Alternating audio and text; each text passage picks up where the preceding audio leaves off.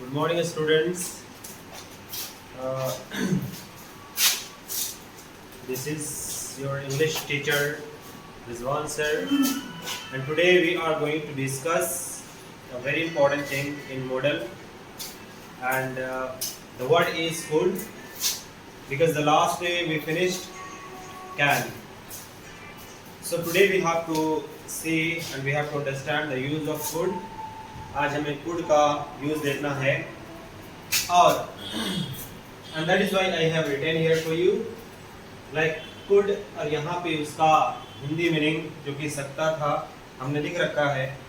हालांकि चूंकि अगर आप देखें तो मॉडल का जो कोई अपना हिंदी मीनिंग नहीं होता है, राइट। अलग अलग यूज आएगा तो अलग अलग उसके मीनिंग चेंज हो जाते हैं, राइट। तो यहाँ पे हमने सकता था लिखा है, जब कैन का पास्ट फूड, कैन का पास्ट जैसा ये लगेगा, ये यूज होगा तो वहाँ पे ये गुड का मीनिंग होगा सकता था। लेकिन जब इसके मीनिंग चेंज होंगे, जब इसके यूसेज आप चेंज करेंगे तो इन दैट केस, वैसा केस में आपको इसके अलग अलग मीनिंग नजर आएगा।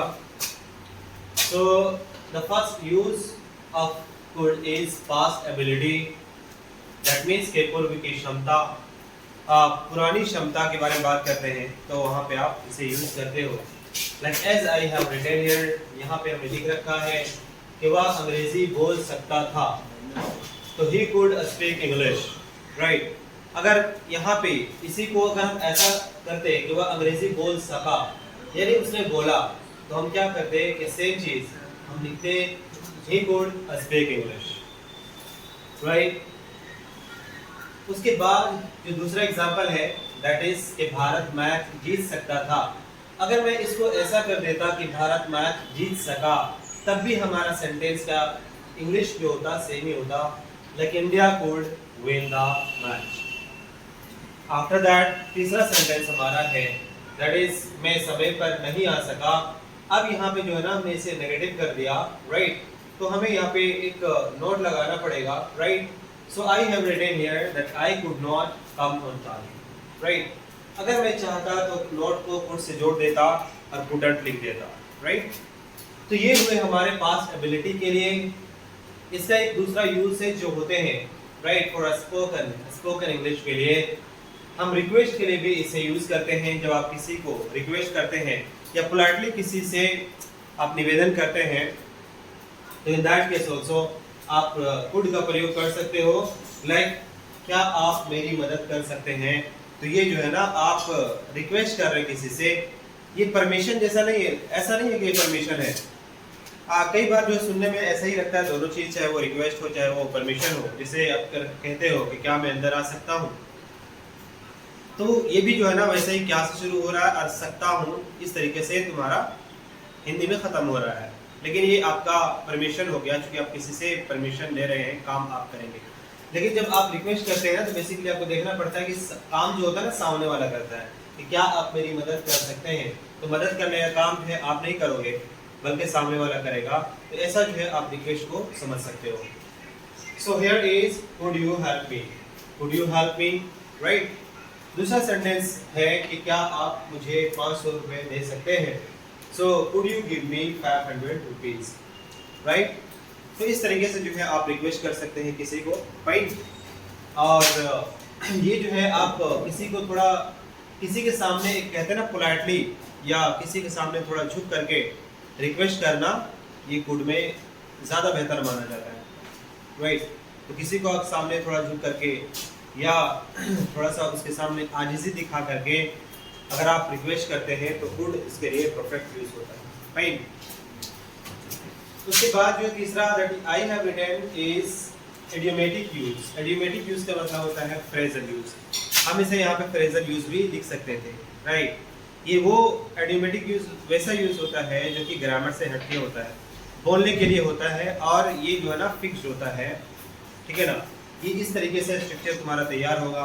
सबसे पहले सब्जेक्ट रहेंगे, फिर कुड नॉट को हम यहाँ पे जोड़ के काम करना पड़ेगा, कुडंट। आफ्टर दैट हेल्प लिखना पड़ेगा, राइट। उसके बाद आपको ये जेरंट, इसको यहाँ पे बोलते हैं बिफोर, ये जेरंट का काम एक्चुअली यहाँ पे करता है। तो ये जो है ना आप बिफोर यहाँ पे लगाएंगे, और आगे जो भी कुछ रहेगा आप दे सकते हो, अदरवाइज नहीं है तो stop here. The Hindi sentence is वह हंसे बिना नहीं रह सका, या अगर आप चाहते तो वह हंसे बिना नहीं रह सकता था, नहीं रह सकता था भी आप कर सकते थे। तो हमारा जो है इंग्लिश का सेंटेंस सेम होता, चाहे सका हो या सकता था। तो चूंकि नहीं रहने के बारे में बात हो रही, नहीं रह सका या नहीं रह सकता था, तो ही couldn't have laughing, राइट। तो एक आपका जो है ना लाफिंग यहाँ पे ये बिफोर जो दिख रहा है इसको जेरंड कहते हैं। मैं खाए बिना नहीं रह सका या नहीं रह सकता था, तो I couldn't have eaten, right. आप अपने तरफ से और भी सेंटेंसेस तैयार कर सकते हो, बना सकते हो कि मैं उसे देखे बिना नहीं रह सका, तो I couldn't have seen him, या हर भी बोल सकते हो I couldn't have seen her, right. मैं तुमसे मिले बिना नहीं रह सका, तो I couldn't have meeting you। तो कुछ इस तरीके से जो है सेंटेंसेस बनते हैं, लेकिन ये सिर्फ यहाँ पे बोर्ड से बता देने से ज़्यादा क्लियर नहीं होगा until unless you try by yourself। जो खुद से जब ट्राई नहीं करोगे तब तक ये नहीं हो पाएगा, right. So you can try it by yourself, खुद से आप ट्राई कर सकते हो, fine. And for more you have to make an activity with us and keep on watching our video.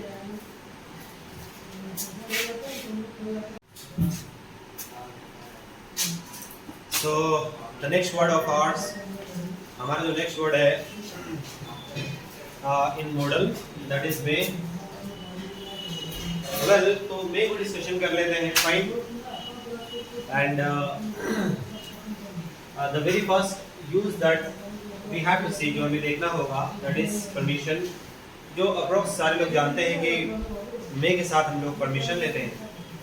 Like since our childhood, हमारे बचपन से हम लोग स्कूल जाने के दौरान, स्कूल में एंट्री लेने के दौरान या क्लासरूम में जाने के दौरान भी कहते हैं, यूज़ करते आ रहे हैं कि क्या मैं अंदर आ सकता हूँ सर, लाइक मे आई कम इन सर, या मे आई कम इन मैम, इस तरीके का चीज़।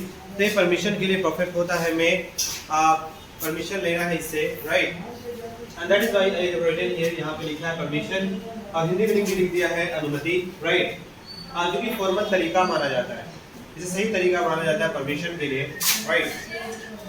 बिकॉज जो है ना यहाँ पे आप ये कह लो कि सामने वाला अगर चाहेगा तो आपको मना कर सकता है, दैट मींस कि अगर वो चाहे तो परमिशन नहीं देगा, और चाहे तो परमिशन दे सकता है। तो ये सामने वाले के ऊपर डिपेंड है। एंड दैट इज व्हाई यहाँ पे आप ये कह सकते हो ना कि आपका 50% चांस है कि परमिशन मिल सकता है या नहीं भी मिल सकता है, right. So in that case we have written कि क्या मैं अंदर आ सकता हूँ, राइट। सो मे आई कम इन, और क्या मैं बाहर जा सकता हूँ, सो मे आई गो आउट। तो इस तरीके से परमिशन आप ले सकते हैं, right. Next is possibility. Possibility means होता है संभावना। तो यहाँ पे कैसा संभावना होगा, दैट विल बी 50% संभावना, 50% संभावना का यहाँ पे होता है। लाइक भारत 250 रन बनाया, भारत मैच जीत सकता है। तो आपको पता है कि ओडीआई में यानी कि वनडे इंटरनेशनल क्रिकेट में, ठीक है ना, सही है ना। इसमें क्या होता है कि जो 250 रन जो टीम बना देता है, तो उसका जो जीतने के चांसेस होते हैं वो कितने होते हैं, तो आधा, दैट मींस कि 50% उसका चांस होता है, राइट। तो इसीलिए जो है संभावना जहाँ पे 50% दिखाना हो आपको, 50% दिखाना हो आपको, वहां पे आप पे का प्रयोग करेंगे। तो भारत 250 रन बनाया, भारत मैच जीत सकता है, तो इंडिया स्कोर 250 रन, और इंडिया के लिए हमने यहाँ पे इट का प्रयोग किया है। So India score 250 run, it may win the match. तो यहाँ पे आपको मे लगाना पड़ेगा, बिकॉज जो पॉसिबिलिटी है होने का दैट इज 50%, राइट। और आपको जैसा मैंने बताया था पहले भी कैन के यूज में कि इंडिया यानी भारत के लिए हमने यहाँ पे इट का प्रयोग किया है, क्योंकि इंडिया एक नाउन है, सो उसके जगह पे आपको प्रोनाउन का यूज करना पड़ेगा। सो दैट इट आपने लगाया है इंडिया के लिए, नॉन लिविंग चीज के लिए। आफ्टर दैट कि वह पढ़ने में अवसर है, वह परीक्षा पास कर सकता है। तो वह पढ़ने में अवसर है, वह परीक्षा पास कर सकता है। तो he is average in studies, वो एवरेज है स्टडीज में, यानी औसत है। तो औसत है दैट मींस कि ना तो ज्यादा इंटेलिजेंट है ना ज्यादा कमजोर है, बीच में है।